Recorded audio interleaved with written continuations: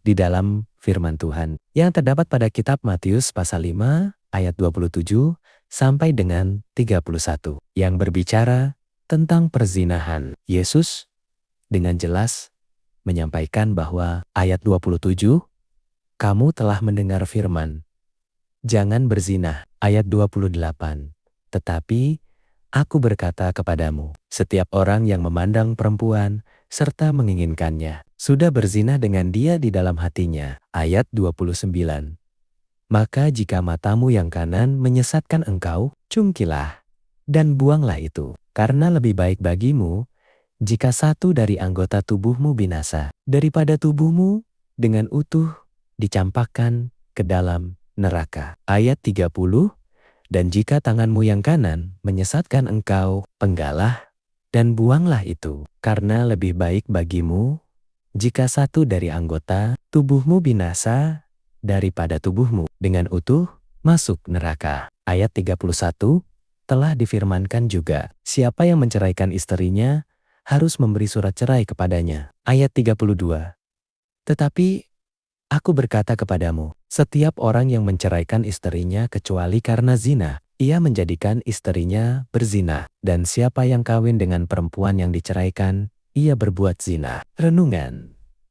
Renungan. Pertengahan tahun 2015, tepatnya di bulan April, publik dikejutkan dengan peristiwa pembunuhan seorang gadis yang melakukan praktek isi cash di kontrakannya. Peristiwa tersebut semacam gunung es dari berbagai bentuk. Perzinahan yang semakin marak di ibu kota. Sebagian orang mencaci maki dan mengutuk perbuatan zina tersebut sebagai sesuatu yang tidak bermoral. Di sini lain, mereka yang bersih dan tak merasa diri berdosa, merasa aman-aman saja karena tidak pernah terjerumus di dalamnya. Di sini, zina dipahami sebagai bentuk pengingkaran terhadap kesucian dan merusak keluhuran, martabat perkawinan. Pandangan Yesus lebih radikal lagi, bahwa setiap orang yang memandang perempuan serta mengingininya adalah sudah berzina dengan dia di dalam hatinya. Itu berarti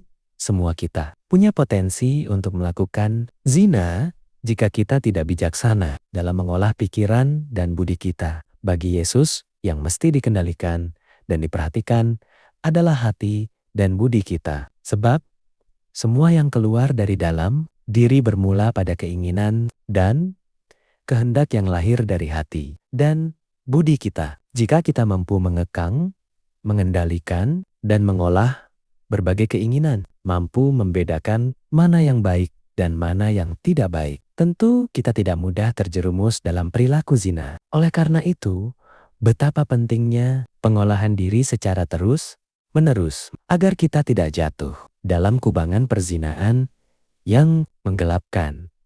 Di sini lain, kita pun diajak agar tidak menyebabkan orang lain jatuh dalam dosa perzinahan, sebagaimana yang dimaksudkan oleh Yesus.